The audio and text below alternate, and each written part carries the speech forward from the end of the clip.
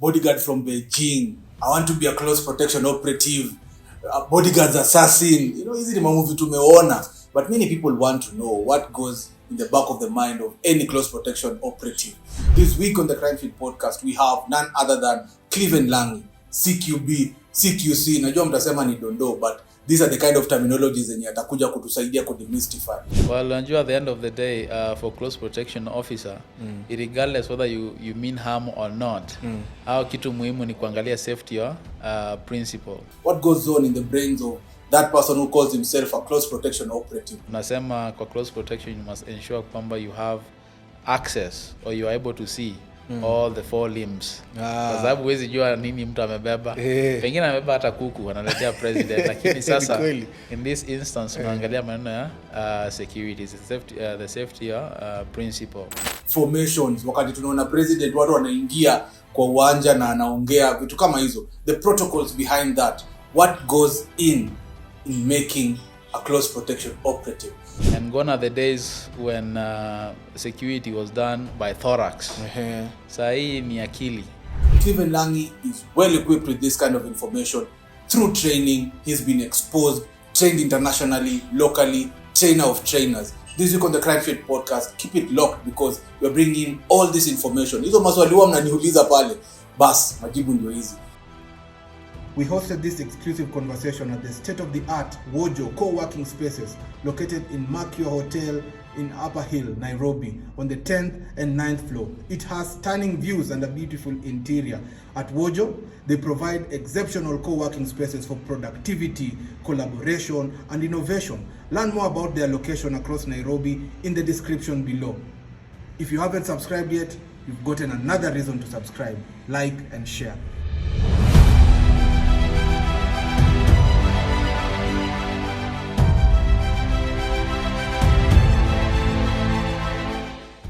Nimekuwa nikiulizwa ni nini huwa ina happen wakati labda president anapatiana speech alafu mtu anapita katikati ya uwanja na anaenda pale either to seek his attention, you name it, which begs the question, how do we conduct security for executives, close protection operatives? What does it take to make a close protective operative?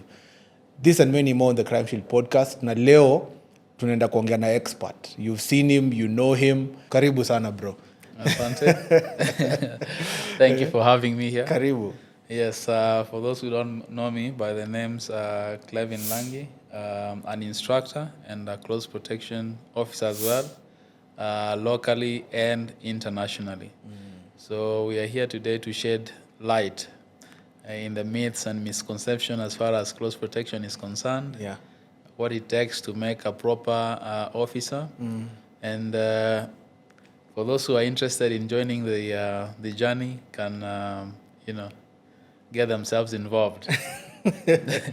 Cleven, uliona hiyo clip yenye kuna vile close protection officers walibeba mtu juu wakamtoa because alikuwa anaenda ku access president. Yes. Many people came to me and like, hey Kingsley, kwani what goes on? How do you get to be that alert to make sure kwamba mtu afiki kwa executive?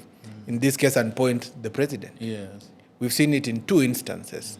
What comes to mind? Hiyo incident tu moja before we deep dive into now making of a close protection operative. Nini inakuja kwa akili yako ukiona msee asha break hiyo that layer of protection na amepata access paka penye principal anabonga? Well, Langi, at the end of the day, for close protection officer, regardless whether you mean harm or not, au kitu muhimu ni kuangalia safety ya principle. And part of that comes situational awareness.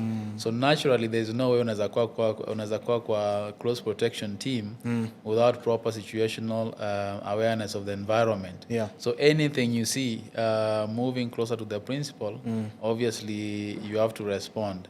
Tunasema kwa close protection you must ensure kwamba you have access or you are able to see all the four limbs. Kwa sababu huwezi jua nini mtu amebeba. Pengine amebeba hata kuku analetea president lakini sasa in this instance unaangalia maneno ya security, the safety principle.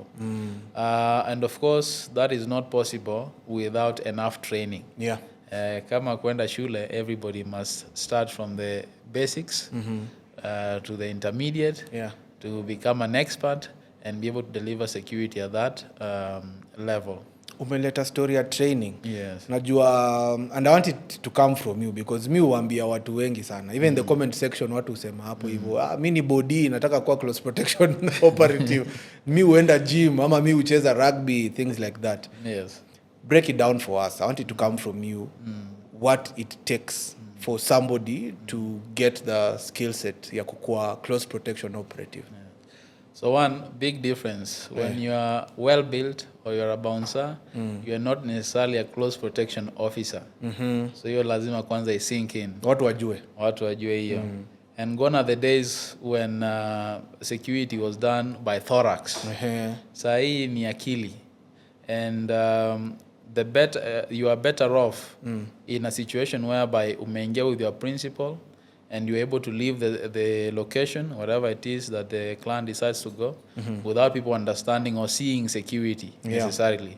So that, however, tuko na two types of operation as far as close protection is concerned. Tuko na overt, where people need to see you and ensure kwamba security is within the area, depending with the kind of population na watu ambao tunaenda kutana, whether it's on official capacity or unofficial. And then we have covert. There are some clients who want to just enjoy. Hawataki watu kuonekana around wakidance na mwili kubwa hapo. And also, of course, we're going to discuss training. It is not possible. I see a lot of people doing courses for 2 days, 3 days. You're now a close protection officer. 2 days alafu kwa CPO. So it's impossible. Completely impossible to do that. Hata kama ni crash course. So tumesema si ubody. Yes. Hii training haitaki mse mwenye ati ni body tu. It comes with brains. You need to be thinking on your feet. You need to understand the environment. You've talked about situational awareness. So take us through. You've done it yourself, internationally. What do you go through? Yeah. It's hell for you to be able to deliver. But as I said, minimum timeline tunaangalia hapa ni 5 weeks. And for a very simple reason. Each and every topic that we are going to be discussing takes a minimum of 1 week. Okay. So now we must also understand kwamba close protection imegawa into different segment. Na hiyo ndio determine the kind of people you have within the teams and what their roles are as far as close protection is done.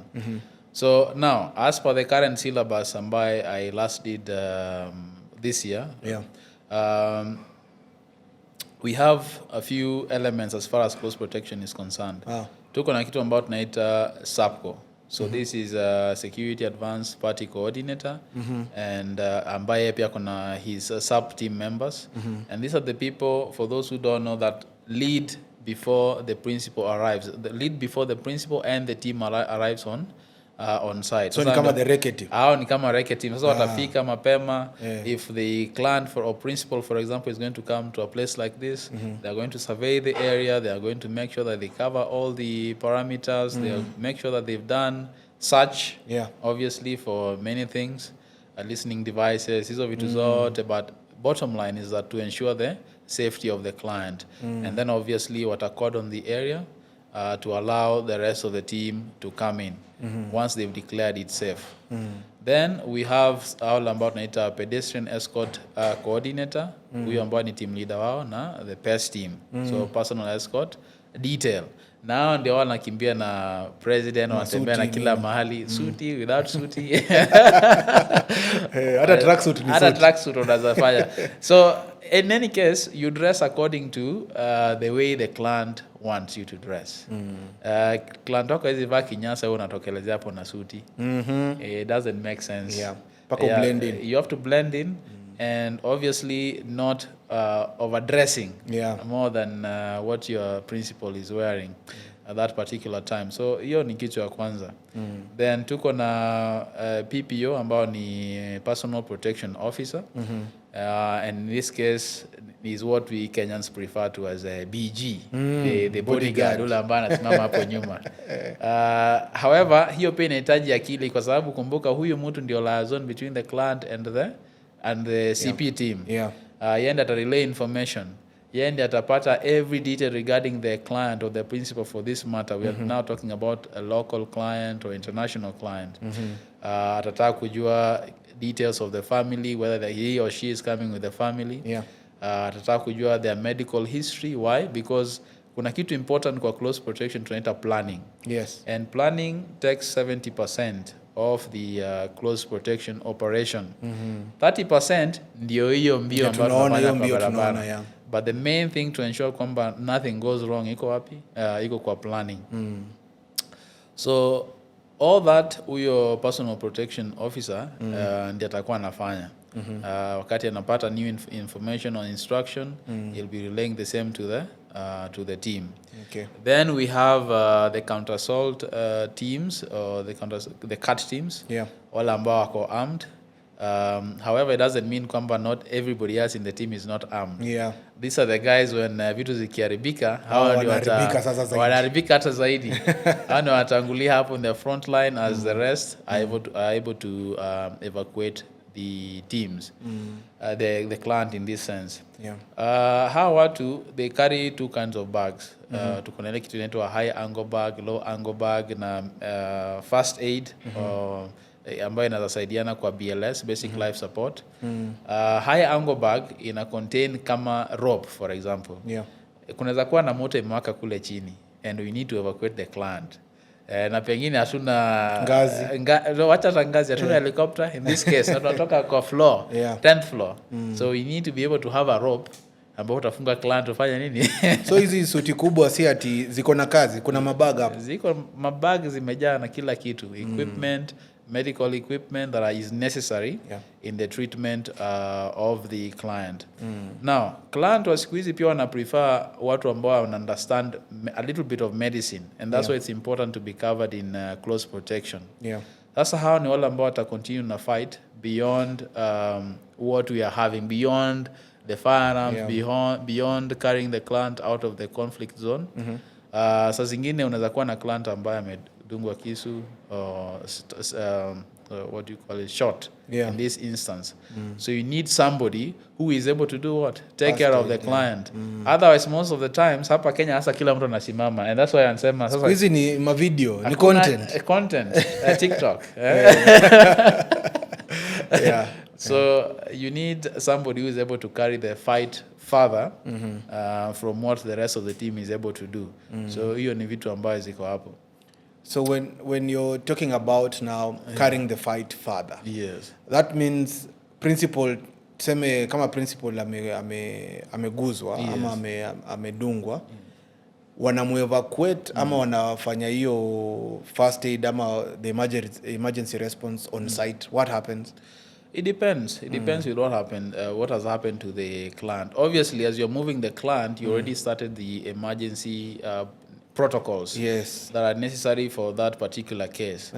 Na ndio maana I refer to something like the planning phase. So kwa planning phase, hapa lazima to develop kitu tunaita SOPs. We want to know, for example, kama ni principal akiingia kwa hii building, ataingia using which entrance, ata exit using which exit, which washrooms is the client going to use.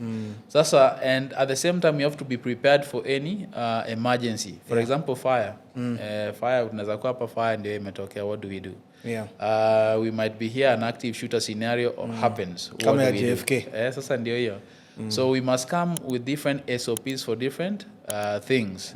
Now, however, the team itself need to decide what protocols to take depending na ile scenario ambao wana face at that particular time. So you cannot necessarily define, useme this is what you're going to do at the critical moment.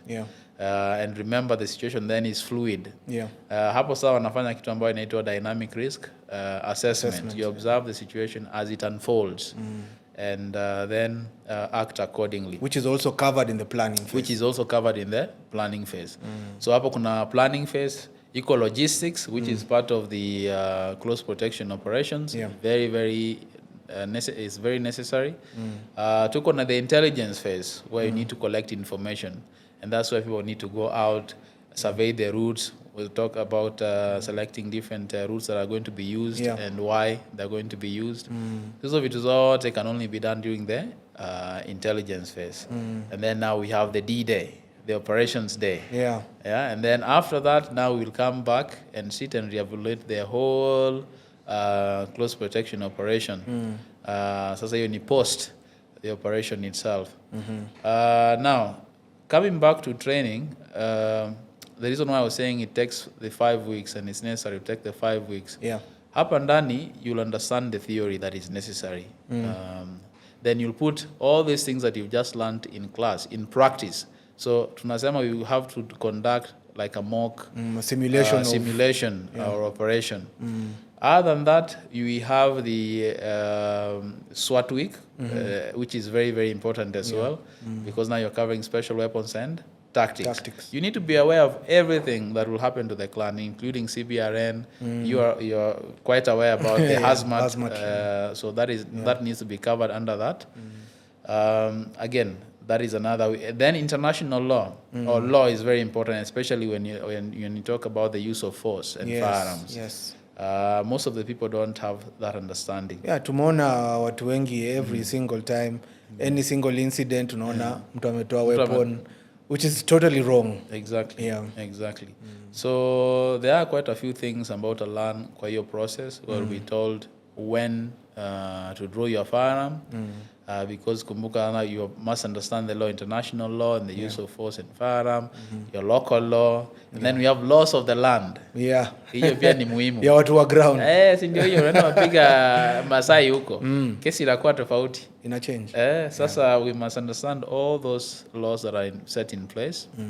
And then what we are going to do to mitigate that as we are providing a security to our client or principal in this case. So tuende kwa D-Day. Yes. D-Day, to take an example, to hizi national holidays. Yes. We see a lot of beautiful formations hapo, pikipiki zina form nini. Yes. I want it to come from you because you understand it. We are in this industry, but you really understand it. So watu fikiri ni umaridadi tu.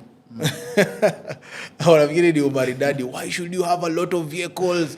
Why should you have hiyo ni pesa ya taxpayers, Kuta kitu kama hiyo. Take us into the mind of security when it comes to now aligning the protection detail and formation, especially hizo mapikipiki na magari. So kitu ya kwanza ambayo ita determine the formation kwanza ni route. So let's talk about the route selection. We know kwamba the client is interested to move from point A to point B. Sasa sisi tunaangalia where is the threat going to come from. You're also going to look at vitu zinaitwa choke point. Choke point inaweza kuwa by the way hata hiyo high rise building or what do you call that? A T-junction, whatever it is.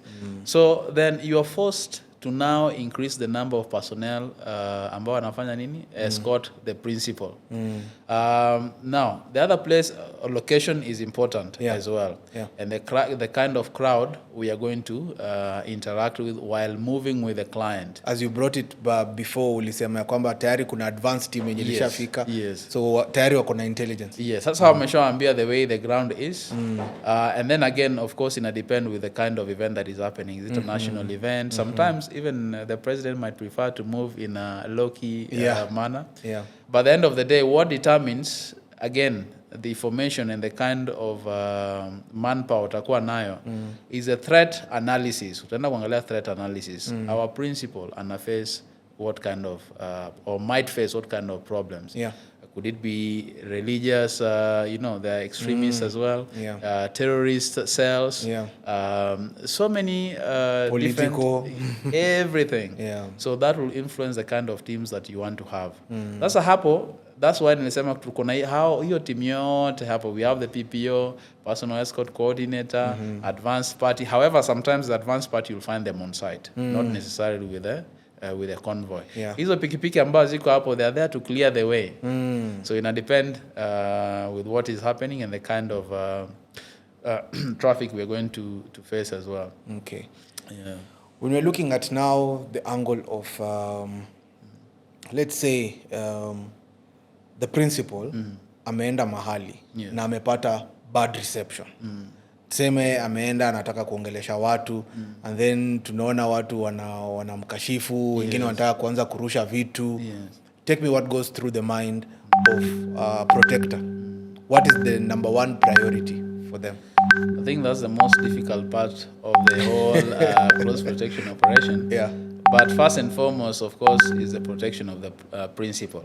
So they might end up then forming different formation. As you know, tuko na Diamond, wengine wanafanya one man, wengine wanafanya two man, but they are not necessarily very good as far as close protection is concerned, because it does not give you the 360 defense around the client that is necessary. Then mutangalia, do we need to close in towards the client to make sure kwamba tumeform a protective ring? But most importantly, sometimes you might have to evacuate the client. However, it's not always easy. Iko wale client atakwambia principal, they will decide, no, I'm going to address this crowd. Na vita itawakelezea hapo. So then the close protection teams ends up having a very difficult task to ensure the safety of the principal. But that's why I also said it's important to have like the security advance party ambao wanaenda kwa site. They are able to check and understand if the location is safe for the client. And sometimes, whether safe or not, you make sure that you have a plan to ensure the safety of the client is maintained. Okay. Yes. Tumeangalia, way back after President Obama retired, we still saw that he had his own protective detail. Na wakati alikuwa anaenda, kusalimia watu, vitu kama hizo. People felt like ni kama hakukuwa na protection. So for a client, let's say of the caliber of, let's say, President Obama, or a president who is retired, who is now doing his normal duties, nothing remains the same. The detail, as you said earlier, kuna overt na kuna covert. Take me what goes through, this person already is a high stakes person. He's still a person of influence. Yes, of course. How does this protective detail then assure him of his safety and security? Case in point, when he is trying to do things like any other normal person would want to do. Sema nataka kwenda shopping. Kitu kama hiyo. So of course, for that to happen and for the client to be assured, obviously he or she must have been with the team for quite a long period of time. Okay. And of course, the team can also advise the client in the sense of the kind of operation they're going to carry out, whether it's going to be overt or covert. And at the same time, it will depend with the intention of the client. What is the client going to do? Maybe is it official? Is it unofficial? So a lot of things will determine whether we are going to go covert or overt. But at the end of the day, client is also aware of the team, but the first and main person is supposed to be aware of, he or she is supposed to be aware of NUO or PPO or the close protection officer ambao karibu na yeye. Sasa utaambiwa, for example, as a principal, should there be an attack? Because obviously you cannot mention the name of the principal. Like now, Mr. Kingsley. Ngumu. No, you'll give them a code name. So you'll give them a code name or a what we call a pseudonym. Maybe what would the name to give you? Rhino. Rhino is on the move. So the protection officer that is closest to you will then advise you. Should the situation turn out to be worse, any person that calls you Rhino, then you know it's part of the team. They'll come to you and they'll tell you, Rhino, time to move or something like that. So of course there must be synergy between the client and the close protection team for them to have that surety kwamba the team can, of course, carry out its task. But there is no way, again, as a assigned a principal without having gone through the training, without understanding what happens within the close protection environment. The only, I would say, downside, ni kwamba now we have people who have trained for 2-3 days. They have zero understanding about close protection and what it entails. But at the end of the day, they charge the client and the client accepts them. That's an honor. In some instances, also the clients are at fault, depending on the kind of teams they pick. Hasa hapo tunasikia member of parliament alitwangwa, ameenda akajificha chini ya kiti. So those small embarrassment, those are the things we try as much as possible to avoid. Because remember, as a close protection officer, you are there to protect the client life, clients, and of course their reputation. We've talked about zile vitu mzuri zenye huwa zinatendeka kwa security ya principal. Yes. But pia tumeona a lot of flops that go on. We saw the other day when the president was walking, and then one of the lead, I think the lead guy, alisukuma mtu out of the carpet. Yes. We've seen people running towards principals. We've seen people heckling, and even internationally, we've seen attempted assassination. Some have failed, some haven't. Take us through what you've seen so far, some flops, and what can be done. What would have been done to, mitigate the same. So for most things that have gone downside, Yeah. or incidences, you'll find that zilifanyika between a gap of 5 to 10 meter range. Aha. So now, as a close protection officer, you must be aware of all your acts. Sasa unapata kama hiyo ambayo mtu anavutwa, kitu ambayo ingepata ingekuwa shida hapo ni awareness. You need to be aware of your environment and how you move, because then there's constant communication. Okay. So for most failures, maybe basically I'll attribute them to lack of proper planning. Okay. And hiyo kitu ambayo tunaita SOPs that we were discussing. Yeah. If you don't plan properly, you're going to face a lot of problems as far as close protection is concerned. Na ndio tumesema takes about 70% of the operation. Yeah. 30% now is the execution. If you don't plan properly, you don't get everything that is necessary, the equipment, the communication, hizo vitu zote. Yeah. You end up having serious problems, whereby the client sometimes ends up being killed in the process of the job itself. So that's where I think most of the problem is. I don't know, but from my own opinion, I think So there's a mishap in communication and planning. And then awareness. Yes. Unajua mtu anafanya course, amemaliza training and everything, but akiweka kwa uwanja sasa ni kama kidogo akili inapotea. And how to now execute, as I said, it's just like studies. It doesn't mean simply because you went to the university and got good grades, and now you get employment opportunity that will be able to put that into practice. Yeah. How many times do you see that even in the corporate spaces? Yeah. So the same thing applies in close protection. You might have the basic know-how and the technical know-how ya kufanya what you're supposed to do. Inafika kwa ground, now execution becomes the problem during the execution phase, the D-Day. Yeah. Problem, stress, one of the things that we didn't cover, but those are some of the things that affect close protection officers. Imagine unatoka kwa nyumba unasikia acha sukari. Kama already ako distracted. Na uko hapo hivyo ama uliacha nyumba imeharibika. Nyumba ikaliki tena. Yeah. Badala ufanye kazi yako in the moment, you're stressed about something else happening somewhere else. Una lapse kidogo, And then breach. Lapse inakuwa hapo, and people are able to cross. And then the other thing I would say is probably positioning. If you position yourself in a bad place, then people have access, easy access to your client or principal. Okay. So those are some of the things kwamba tulisema also determines the number of people that you have in a team and what their role is. Also ukiangalia in most instances like the cases we have in Kenya, you find mtu anasema mimi nataka bouncer mmoja ama wawili. That is not enough as far as close protection is concerned. If you want it done properly, a minimum of 4 people. Minimum.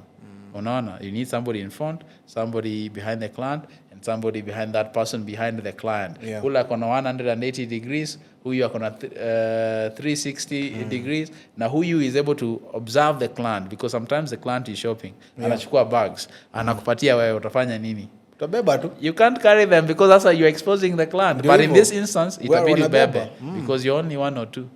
So those are some of the factors that will cause disaster. We've seen sana ukiangalia close protection operative, and this is a question that huwa naulizwa all the time.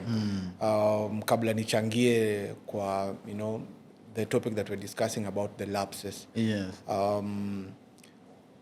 Is it a job for men only? That is the question that I'm usually asked. No, it's not for men only. Because tunaona ni you also find ladies. Yeah, but at the end of the day, bottom line, close protection, we are just looking at the job itself. However, now there are some instances where you require ladies. Yes. Now the problem that we've had, remember kwamba training wakati ambayo inafanyika, everybody is put through the same method of selection, all through the rigors of the training, and that's why I feel sometimes warembo wetu they let us down kidogo, but hakuna mtu ambaye ako na persistence if they choose to do it than the ladies. That much I've seen, even from the trainings. Wanakuwa committed kabisa. Wanakuwa committed kushinda wanaume kabisa. Case and point for a Kenya, nikifika jioni mwanaume ametoka kazi anaenda wapi? Kwa bar. Huyu madam akitoka kazi anaenda wapi? Nyumbani or university. They're going to study. Wanamaliza class 8, 9. Wana multitask. 2 years later, you can't compete. And then mwanaume anasema ni luck. Na kumbe ameweka work. They've put in the work. So in terms of persistence, I've not seen people who can put persistence more than the ladies. However, hapo katikati sasa, in the prospect of delivering in this field of close protection, there are many challenges, of course, even coming from the male clients sometimes that they face. So ukiwa na roho ndogo kidogo, you cannot sustain. However, they are there. So ladies, and very good ones. Ladies wasiogope. This is a field, and we have very, very amazing ladies who do this job proper. And it's an open field for them. It's just that persistence that you're talking about. Na wasijifiche, wakuje training. Training ndio shida. Ukaambia sasa hii ndio training, wasikia nitafanya hiyo kweli. Back to whatever we're talking about the flops. Yes. Me, in my own opinion, I think it's just failing in communication. Yes. Kuna ile battle of supremacy. Unakuta, hakuna a common point of contact. Mwenye, the planning phase and just briefing. Getting to know who is in charge. How do you channel that information, that hierarchy of, getting that command or order. And that is why unakutanga, hiyo battle of supremacy, unakuta kama waheshimiwa wamekuja na protective detail yao, probably the movement there is restricted on a need to go basis. Unakuta by the time mtu anaamua kwenda mahali fulani, anataka kutumia kifua, which really messes up the detail, the protective detail. So hiyo ndio inaweza kwa mchango yangu kwa the flops. We are looking at even assassinations. Tuliona ile ingine ilikuwa ni China ama ilikuwa wapi? Where there was an attempted assassination. Even in Korea. Yes. And most of the times unakutanga still ni hiyo lack of communication. These case scenarios have to be played, and security wanasemanga you play the worst case scenario. So if you're able to mitigate that worst case scenario during planning, then it makes it easy on the D-Day when you've now deployed. I think planning is where you have the most problems. And I guess maybe sometimes people don't know what they are looking for. You see, that could be one of the problems. You need to understand what do we need for our operation. And in any case, if you have good planning and the team that you have all is trained in properly in close protection, it doesn't matter whether the client decides to make a stop here or there. Because remember, in close protection, we have two things that will happen. Scheduled event. The client will be coming from point A to point B. However, we have situations whereby the client says, I want to stop there to have coffee. Now what do we do?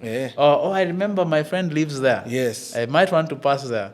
So those are some of the things. But if you are well planned and arranged, kwa planning you'll be able to determine if we use this route to pass, nini ambayo ina interest client on this route that the client might need to see. Or maybe is it a coffee shop he might want to visit. Whatever he or she wants to visit, you must have it in that plan. Sasa iwashtui wakati nasema we are stopping. Hey, ameharibu plan. Ameharibu plan yote kabisa. Imeharibika, nothing can move. No. Because you have those as well. So you must prepare. Hapo ndio maana planning is very, very important. For the longest time, people fail to understand the importance of security in its wholesomeness. Case in point being, protection of information, protection of their reputation, all of these things that stand out as intangible assets also need to be protected. So for this person who really wants to be a close protection operative. Yeah. Many people think you have to have served, you have to have been in active duty, which is an added advantage. Yes. But for that person who mwenye anataka tu kuwa close protector, ama amekuwa akiifanya lakini hajapata masomo, ni mtu wa YouTube, mtu wa mamovie. What can you tell him or her? Kitu ya kwanza is passion. You must have passion for anything you want to do. Develop an interest. Yeah. Find like-minded people who are willing to grow and support you in the process of growth. And then most importantly, find a good school or accredited school. Yeah. We used to say kwamba you take even 10,000 years or 1,000 years to find the right teacher, rather than to go for the wrong teacher and gain nothing. Yeah. In a sense, you've exposed your own life and the life of the of your principal client in this instance. Yeah. So the other thing is training. The moment you join training has no end. Hata mimi nikwambia that I know everything in security, I'll be lying to you. Yeah. It's a continuous process where you keep growing and constantly growing, because remember, security is an ever-changing landscape. Yeah. And it requires mtu ambaye ako chap. Okay. So those are some of the things that once you have those and willingness. Training is not easy. Paka kwe tayari kutumika. And of course, sometimes to put your life on the line. Yeah. That's why we get paid. Yes. That's amazing. I've seen, we've jointly done some training together, and the kind of environment that you're talking about, just being on the forefront, putting your body on the line, does not necessarily mean you need to get into conflict. Of course. Yeah. So on my own accord, I feel, just to add on what you said, it's important for people to understand that passion is one of the key factors that can make you achieve anything, including being a close protection operative. Yes. Most people don't understand that. And if you're passionate about something, then you will be willing to spend on it. Of and course. Getting credible training. Sasa sio ndio shida wa Kenya. Mkenya wants to spend money. Yeah. Yeah. And it goes both ways. Yes. For the person who requires that kind of protection, Yes. and for the person who wants to get that kind of training to Yes. become a Yes. protector. It goes Yes. both ways. Yes. I wouldn't want this interview to end if at all we haven't dug even deeper, Cleven. You've been so subtle about yourself. Tell us what you've been able to accomplish this far, and with your company as well, because at this podcast huwa tunapendanga watu wa flex kidogo. Well, I would say Paka watu wajue vile watakupata. Well, I run a company called K9 Alligator Security, and there we provide general security services, including close protection, as you're aware. Yeah. One thing we pride ourselves in is in training. Yes. And with training, you're able to provide quality services. So far, so good, depending with the kind of training we've been able to do on our officers. And the deliverables we've achieved in the market, I think we are growing quite well. Na wale ambao wako interested kusoma, of course, they should know that you also run a training school. Yeah. Or they can come to us.